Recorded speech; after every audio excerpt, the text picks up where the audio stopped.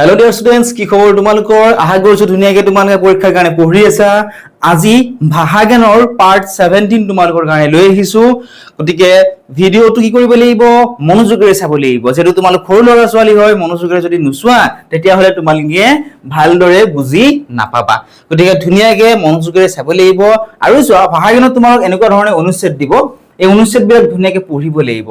অনুচ্ছেদকেইটা পঢ়ি অনুচ্ছেদৰ তলত কিমান প্ৰশ্ন থাকিব, সেই প্ৰশ্নকেইটাৰ উত্তৰ এই অনুচ্ছেদকেইটাৰ পৰা তোমালোকে দিবলৈ লাগিব। আহা আমি পঢ়ো।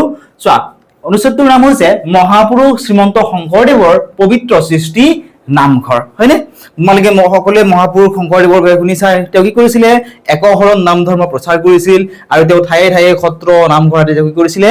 প্ৰতিষ্ঠা কৰিছিল। ঠিক আছে? গতিকে চোৱা এই তেওঁৰ শংকৰদেৱৰ সেই পবিত্ৰ সৃষ্টি নামঘৰৰ বিষয়ে ইয়াতে দি থোৱা আছে। চোৱা অসমৰ সমাজ জীৱন, সংস্কৃতি আৰু ধৰ্মীয় পৰম্পৰাৰ প্ৰাণকেন্দ্ৰ হ'ল নামঘৰ। মহাপুৰুষ শ্ৰীমন্ত শংকৰদেৱে 15 শতিকাতে অসমত নামঘৰৰ প্ৰতিষ্ঠা কৰি এক ডাঙৰ সামাজিক বিপ্লৱৰ সূচনা কৰিছিলে। নামঘৰ কেৱল ঈশ্বৰৰ উপাসনা বা নাম কীৰ্তন কৰা ধৰ্মীয় স্থানেই নহয়, ই অসমীয়া সমাজৰ এক অন্যতম মিলনভূমি। গাঁৱৰ সমাজত থকা নামঘৰতে ৰাইজে একগোট হৈ বিভিন্ন সামাজিক সমস্যা, বিচাৰ আচাৰ আৰু উন্নয়নমূলক কাম কাজৰ আলোচনা কৰে। হয়নে? চোৱা অসমৰ যি সমাজ জীৱন হয়, সমাজ জীৱনৰ সংস্কৃতি আৰু ধৰ্মীয় পৰম্পৰাৰ প্ৰাণকেন্দ্ৰ কি হয়? আমাৰ নামঘৰ হয়। আৰু মহাপুৰুষ শ্ৰীমন্ত শংকৰদেৱে সেই 15 শতিকাতে তেওঁ কি কৰিছিলে? তেওঁ অসমত ঠায়ে ঠায়ে গাঁৱে গাঁৱে গৈ তেওঁ কি কৰিছিলে? নামঘৰ সত্ৰ আদিবোৰ তেওঁ প্ৰতিষ্ঠা কৰিছিলে। আৰু এইবোৰ প্ৰতিষ্ঠা কৰি এক ডাঙৰ সামাজিক বিপ্লৱৰ তেওঁ সূচনা কৰিছিল। আমাৰ মনত সাধাৰণতে নামঘৰ বুলি ক'লে কেনেকুৱা ধৰণে মনত আহে? যে ঈশ্বৰৰ উপাসনা কৰা ঠাই বা ভক্তিমূলক ঠাই, হয়নে? বা নাম কীৰ্তন কৰা ধৰ্মীয় ঠাই। কিন্তু নামঘৰ মানে কেৱল ধৰ্মীয় ঈশ্বৰ উপাসনা বা নাম কীৰ্তন কৰা ধৰ্মীয় স্থানেই নহয়, ই কি হয়? আমাৰ অসমীয়া সমাজৰ, হয়নে? আমি সকলো কি হয়? অসমীয়া। গতিকে আমাৰ অসমীয়া সমাজৰ এক অন্যতম মিলনভূমি। গাঁৱৰ সমাজত থকা নামঘৰতে ৰাইজে একগোট হৈ বিভিন্ন সামাজিক সমস্যা, বিচাৰ আচাৰ আৰু উন্নয়নমূলক কাম কাজৰ আলোচনা কৰে। হয়নে? প্ৰত্যেকখন গাঁৱতে নামঘৰ আছে। হয়নে? ঠায়ে ঠায়ে য'ত মুছলমান যিসকল লোক আছে তেওঁলোকৰ কি আছে? মছজিদ আছে। হয়নে? একেধৰণে চোৱা গাঁৱৰ সমাজত থকা নামঘৰ কি কৰে? ৰাইজে একগোট হয়। যেতিয়া ধৰক কিবা পূজা অনুষ্ঠিত কৰিব লাগে বা গাঁৱত যদি কাৰোবাৰ বিপদ হ'ল বা কিবা ধৰক আলোচনা কৰিবলগীয়া থাকে, তেতিয়া ৰাইজ উপস্থিত হয়। তেতিয়া সেই গাঁৱৰ যি নামঘৰ আছে সেই নামঘৰত ৰাইজে কি হয়? একগোট হয়। একগোট হয় মানে কি? সকলোৱে তাত সেই ঠাইখিনিত কি হয়? উপস্থিত হয়। আৰু উপস্থিত হৈ সেই যিবিলাক কিছুমান সামাজিক সমস্যা থাকে বা কিছুমান বিচাৰ আচাৰ কৰিবলগীয়া থাকে বা কিছুমান উন্নয়নমূলক কাম কাজৰ কি কৰে? তেওঁলোকে আলোচনা কৰে। সেইবাবে নামঘৰক গাঁৱৰ পঞ্চায়ত বা সংসদ বুলিও ক'ব পাৰি। সেইকাৰণে গাঁৱৰ কি বুলি কোৱা হয়? গাঁৱৰ পঞ্চায়ত বা সংসদ বুলিও ক'ব পাৰি। পঞ্চায়ততে কি হয়? কিবা যদি কাৰোবাৰ অসুবিধা থাকে তেতিয়াহ'লে মানুহখিনি সাধাৰণতে কলৈকে যায়? পঞ্চায়তলৈকে যায়। গতিকে নামঘৰকো কি বুলি কোৱা হয়? নামঘৰকো গাঁৱৰ পঞ্চায়ত বুলি কোৱা হয়। কিহৰ কাৰণে? কাৰণ সেই নামঘৰতে গাঁৱৰ যদি কিবা বিপদ হয়, কিবা আলোচনা কৰিব লাগে থাকে, কিবা মিটিং বহুৱাবলগীয়া থাকে, মানুহখিনি যায় ক'ত লগ হয়? নামঘৰত লগ হয় আৰু সেই যি অসুবিধা বা ইয়াৰ কি কৰে? সমাধানটো উলিয়ায়।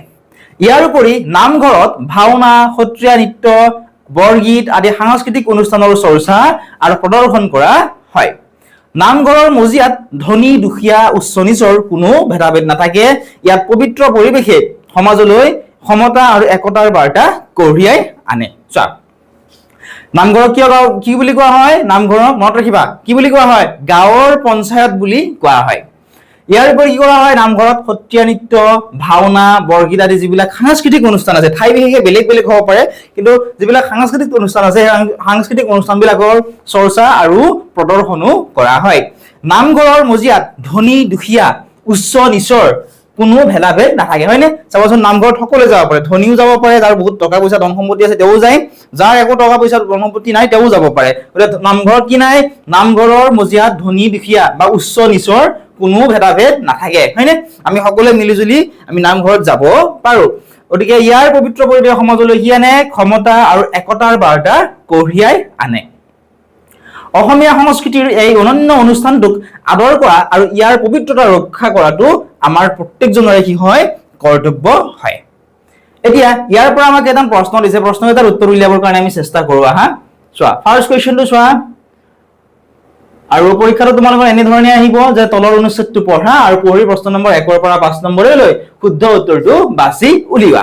প্ৰথম প্ৰশ্নটো কি আছিল তোমালোকে চোৱা, প্ৰশ্নটো আছিল যে অসমত পোনপ্ৰথমে কোনে নামঘৰ প্ৰতিষ্ঠা কৰিছিলে। কি সুধিছে চোৱা, অসমত পোনপ্ৰথমবাৰৰ বাবে কোনে নামঘৰ প্ৰতিষ্ঠা কৰিছিল আমাক সুধিছে। এতিয়া চোৱা অপচন নম্বৰ 8 কি দিছিলে, ৰজা নৰনাৰায়ণে। অপচন ডি মহাপুৰুষ শ্ৰীমন্ত শংকৰদেৱে। অপচন নম্বৰ সি মহাপুৰুষ মাধৱদেৱে। অপচন নম্বৰ ডি ৰবাৰ্ট ব্ৰুছে। এতিয়া তোমালোকে কি কৰিবা চোৱা, তোমালোকে চোৱা যদি এই কুৱেশ্যন নম্বৰ 1 ৰ কাৰেক্ট আনসাৰটো যদি কুৱেশ্যন নম্বৰ 1 ৰ কাৰেক্ট আনসাৰ যদি এ হয় তেতিয়াহলে 1 এ বুলি কমেন্ট সেকশনত লিখিবা, ঠিক আছে। কুৱেশ্যন নম্বৰ 1 ৰ চোৱা যদি ধৰা সি টো কাৰেক্ট হয় তেতিয়াহলে 1 ৰ সি বা 1 সি বুলি লিখি দিলে হৈ যাব, ঠিক আছে। এনেকৈ লিখিলে তোমাৰ কি সুবিধা হ'ব, তোমালোকে কিমান পঢ়িছা কিমানটা শুদ্ধ হ'ল তোমালোকে নিজে গম পাবা। গতিকে ধুনীয়াকৈ তোমালোকে কমেন্ট কৰা ইয়াৰে কোনটো কাৰেক্ট হ'ব। যদি ইউটিউবত চাই আছা তোমালোকে কমেন্ট কৰা, যদি এপত চাই আছা তোমালোকে তাত লাইভ চেট বুলি আহিব, তাত তোমালোকে আমাক ইয়াৰ আনসাৰটো জনাবা, ঠিক আছে। চোৱা অসমত পোনপ্ৰথমে কোনে নামঘৰৰ প্ৰতিষ্ঠা কৰিছিল সুধিছে। ৰজা নৰনাৰায়ণে কৰিছিল জানো, কৰা নাছিল। মহাপুৰুষ মাধৱদেৱেও নাছিল, হয়নে। ৰবাৰ্ট ব্ৰুছেও নাছিল। কোন কিহৰ কাৰণে চোৱা বহুতে ভাবিব পৰা যে মাধৱদেৱ কাৰেক্ট হ'ব, মাধৱদেৱ কাৰেক্ট নহয়। কিয় নহয়, কাৰণ কি শব্দটো দিয়া আছে, পোনপ্ৰথমে দিয়া আছে। পোনপ্ৰথমে যি বুলি যিহেতু দিছে কাৰেক্ট আনসাৰ কোনটো হ'ব, অপচন নম্বৰ বি টো হ'ব। তোমালোকৰ যিসকলে অপচন নম্বৰ বি লিখিছা তোমালোকৰ এই আনসাৰটো কাৰেক্ট হৈছে। আশা কৰিছো ধুনীয়াকৈ বুজি পাইছা, পৰীক্ষাটো এনেকুৱা ধৰণৰ কুৱেশ্যন তোমালোকৰ আহিব। এতিয়া আমি নেক্সট কুৱেশ্যনটো চাওঁ আহা। কুৱেশ্যন নম্বৰ 2, কুৱেশ্যনটো কি আছিল তোমালোকে চোৱা, কুৱেশ্যনটো আছিল যে চোৱা নামঘৰক ধৰ্মীয় স্থানৰ উপৰি গাঁৱৰ কিহৰ লগত তুলনা কৰিব পাৰি। তোমালোকে জানা নামঘৰ কি হয়, ধৰ্মীয় অনুষ্ঠান, হয়নে। গতিকে সেই ধৰ্মীয় অনুষ্ঠানৰ উপৰিও নামঘৰক আৰু কিহৰ লগত তুলনা কৰিব পৰা যায় আমাক সুধিছে। অপচন চোৱা এ বজাৰ বা হাটৰ লগত। এতিয়া চোৱা বজাৰ বা হাট, চোৱা সমাৰ্থক শব্দ তোমালোকে লাগিব, এইটো মনত ৰাখি থোৱা বজাৰ, হয়নে। এতিয়া চোৱা হাট এই শব্দটো তোমালোকে চোৱা হদ আকাৰ দন্ত্যাত্ত হাট আৰু হদ আকাৰ মূৰ্ধন্যাত্ত হাট, দুটাই কি হয় আমাৰ মাততে একেই হয়, হাট। এটুকু হাট বুলি মাতিম, এটুকু হাট বুলি মাতিম। কিন্তু এই প্ৰথম যিটো আছে এইটো 1 নম্বৰ যিটো হাট আছে এইটো হাতে কি বুজায়, আমাৰ যে হাতখন বুজায় এই হাত কেইখনক বুজায়, ঠিক আছে।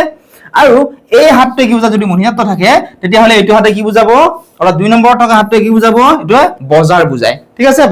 বজাৰত যে আমি যাওঁ বস্তু বজাৰ কৰিবৰ কাৰণে সেয়া বুজায়। গতিকে 1 নম্বৰ দিছিল বজাৰ বা হাটৰ লগত, এইটো হ'ব জানো। বি নম্বৰত কি দিছিলে চোৱা ডাঙৰ চিকিৎসালয়ৰ লগত। চি নম্বৰত দিছিল পঞ্চায়ত বা সংসদৰ লগত। ডি নম্বৰত দিছিলে খেল পথাৰৰ লগত। এতিয়া কমেন্ট কৰা কোনটো অপচন তোমালোকৰ কাৰেক্ট হ'ব, জলদি জলদি কমেন্ট কৰা তোমালোকে। এই কুৱেশ্যনটিৰ কোনটো অপচন কাৰেক্ট হ'ব। নামঘৰক ধৰ্মীয় স্থানৰ উপৰি গাঁৱৰ কিহৰ লগত তুলনা কৰিব পৰা যায়, বজাৰ বা হাটৰ লগত, ডাঙৰ চিকিৎসালয়ৰ লগত, পঞ্চায়ত বা সংসদৰ লগত। ইয়াৰে কোনটো অপচন কাৰেক্ট হ'ব ধুনীয়াকৈ তোমালোকে আমাক জনোৱা। ওকে চোৱা যিসকলে তোমালোকে সি লিখিছা ইয়াৰে তোমালোকৰ এইটো অপচন কাৰেক্ট হয়, ঠিক আছে।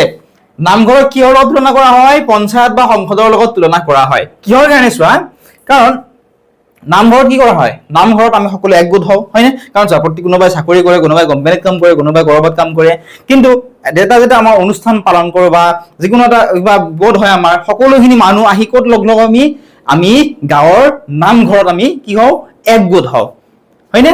গতিকে আমাক কৈছিল নামঘৰক ধৰ্মীয় স্থানৰ উপৰি কিহৰ লগত তুলনা কৰিব পাৰি, এইটো হ'ব পঞ্চায়ত বা সংসদৰ লগত। কাৰণ পঞ্চায়ততো কি কৰা হয়, কিবা যদি প্ৰব্লেম থাকে, কিবা অসুবিধা থাকে আমি কলৈকে যাওঁ, পঞ্চায়তলৈকে যাওঁ। পঞ্চায়ত কি হয়, সেই সমস্যাটোৰ সমাধান কৰি দিয়া হয়। গতিকে একেধৰণে ধৰ্মীয় স্থানৰ যি নামঘৰ আছে নামঘৰটো কি কৰা হয়, বিভিন্ন সমস্যাবিলাক সমাধান কৰা হয়। গতিকে অপচন নম্বৰ চি টো এই কুৱেশ্যনটিৰ কাৰেক্ট আনসাৰ হ'ব। আশা কৰিছো ধুনীয়াকৈ বুজি পাইছা। যদিহে তোমালোকে বুজি পাইছা তেতিয়াহ'লে তোমালোকে ভিডিঅ'টো লাইক কৰি দিবলৈ নাপাহৰিবা, ঠিক আছে, লগতে শ্বেয়াৰ কৰি দিবা। এতিয়া আমি নেক্সট কুৱেশ্যনটো চাওঁ আহা। কুৱেশ্যন নম্বৰ 3, কুৱেশ্যনটো কি আছিলে চোৱা, কুৱেশ্যন নম্বৰ 3 টো নামঘৰৰ মজিয়াই সমাজলৈ কিহৰ বাৰ্তা কঢ়িয়াই আনে। নামঘৰৰ মজিয়াই আমাৰ সমাজলৈ কিহৰ বাৰ্তা কঢ়িয়াই আনে সেয়া আমাক সুধিছে। অপচন বিলাক চাওঁ আহা। অপচন নম্বৰ এ ধনী দুখীয়াৰ ভেদাভেদৰ। অপচন নম্বৰ বি ক্ষমতা আৰু একতাৰ। অপচন চি আধুনিক ব্যৱসায়ৰ। অপচন নম্বৰ ডি এটাও নহয়। এটা তোমালোক মই অলপ সময় ৰৈ দিম, তোমালোকে সেই ৰৈ দিয়া সময়খিনিত জলদি জলদি আনসাৰটো তোমালোকে আমাক জনোৱা, ঠিক আছে। কিমান পঢ়িছা নিজকে টেষ্ট কৰা, জলদি জলদি আনসাৰটো তোমালোকে কমেন্ট কৰা। নামঘৰৰ মজিয়াই সমাজলৈ কিহৰ বাৰ্তা কঢ়িয়াই আনে। এতিয়া চোৱা অপচন নম্বৰ এ নম্বৰত কি দিছে ধনী দুখীয়াৰ ভেদাভেদৰ এইটো হ'ব জানো ধনীয়ে দুখীয়াৰ ভেদাভেদৰ হয় জানো নামঘৰত ধনী দুখীয়া উচ্চ নিজ আদিবোৰ নাথাকে হয়নে আমি সকলোৱে মিলিজুলি একতাৰে নামঘৰলৈকে যাব পাৰো চোৱা ধনী দুখীয়াৰ ভেদাভেদৰ হ'ব নে এইটো নহ'ব আধুনিক ব্যৱহাৰ হ'ব জানো আধুনিক ব্যৱহাৰ এইটো নহ'ব এটাও নহয় এইটোও নহয় কাৰেক্ট কোনটো হ'ব বিটো ক্ষমতা আৰু একতাৰ নামঘৰ মজিয়াই সমাজলৈ ক্ষমতা আৰু একতাৰ বাৰ্তা কঢ়িয়াই আনে এতিয়া আমি নেক্সট কুৱেশ্যনটো চাম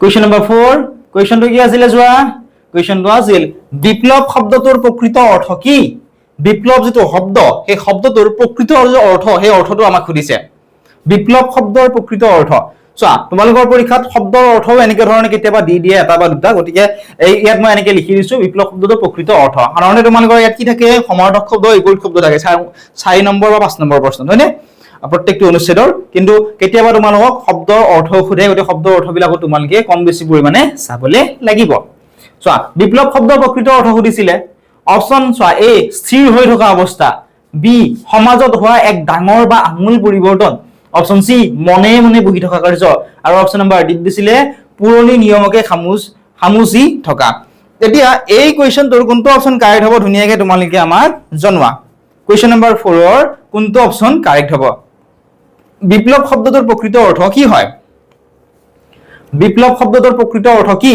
চোৱা কাৰেক্ট যেটো আনসাৰ হেয়া হৈছে অপচন নম্বৰ বি থকাটো স্থিৰ হৈ থকা অৱস্থা নহয় মনে মনে বহি থকা কাৰ্য নহয় পুৰণি নিয়মকে খামুচি থকাটো নহয় কাৰেক্ট হ'ব অপচন নম্বৰ বি থকাটো সমাজত হোৱা এক ডাঙৰ বা আমূল পৰিৱৰ্তনক বিপ্লৱ বুলি কোৱা হয় ঠিক আছে বিপ্লৱ শব্দৰ অৰ্থ হৈছে এইটো আৰু চোৱা যিবিলাক আমি আনসাৰ লিখিম পৰীক্ষাত বা বিশেষকৈ নৱোদয়ৰ পৰীক্ষাত তোমালোকে সেই যেটো অনুচ্ছেদ আছে অনুচ্ছেদটোৰ মতেহে তোমালোকে দিব লাগিব ঠিক আছে সেই অনুচ্ছেদটোৰ মতেহে তোমালোকে লিখিবলৈ লাগিব গতিকে অপচন নম্বৰ বি টো ৰাইট আনসাৰ হ'ব কুৱেশ্যন নম্বৰ 5 টো চাও আহা কুৱেশ্যন নম্বৰ 5 টো কি আছিল চোৱা কুৱেশ্যন নম্বৰ 5 ত আছিল যে চোৱা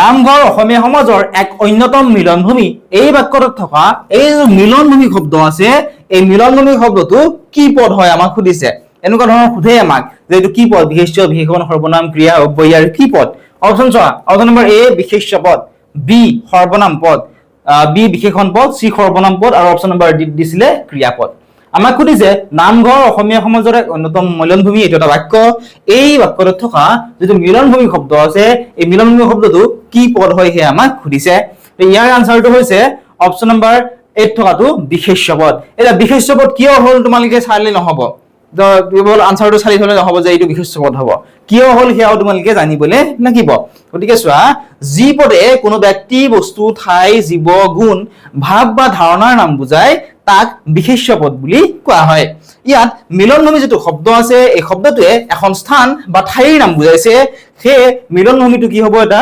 বিশেষ্য পদ হ'ব আশা কৰিছো ধুনীয়াকৈ তোমালোকে বুজি পালা কাৰণ আমি জানো সমুকৈ আমি জানো তোমালোকে কিতাপত এনেকৈ পাইছা যে নাম বুজা পদকে বিশেষ্য পদ বোলে হয়নে কিন্তু অকল নাম বুজা পদকে বিশেষ্য পদ বুলি মনত ৰাখিলে হ'ব জানো চোৱা যি পদে কোনো ব্যক্তি বস্তু ঠাই জীৱ গুণ ভাৱ বা ধাৰণাৰ নাম বুজায় তাক বিশেষ্য পদ বোলে আৰু যে এই বাক্যটোতে আছিল মিলনভূমি শব্দটো এই মিলনভূমি শব্দটোৱে কি বুজাইছে এখন স্থান বা কি বুজাইছে ঠাইৰ নাম বুজাইছে মিলনভূমি হয়নে মিলনভূমি গতিকে এই মিলনভূমি শব্দটো কি হ'ব এটা বিশেষ্য পদ হ'ব আশা কৰিছো ধুনীয়াকৈ তোমালোকে বুজি পালা গতিকে এইখিনি আছিল আজিৰ এই ভিডিঅ'টিত ইয়াৰে সম্পূৰ্ণ ভিডিঅ'টোৰ লগতে যদি অনলাইন ক্লাছ কৰিব বিচাৰা তোমালোকে ইয়াৰ পিডিএফ সমূহ আমাৰ এপত পাবা যদি এপটো ডাউনলোড কৰা নাই এটা ডেসক্ৰিপচনত দিয়া লিংকত ক্লিক কৰা আৰু আমাৰ এপটো ডাউনলোড কৰি লোৱা আৰু নৱোদয়ৰ কোৰ্সৰ প্ৰাইস হৈছে অনলি 2000 তোমালোকে যদি আমাৰ সৈতে ক্লাছ কৰিব বিচাৰা তোমালোকে আমাৰ এপটো ডাউনলোড কৰি লবা আৰু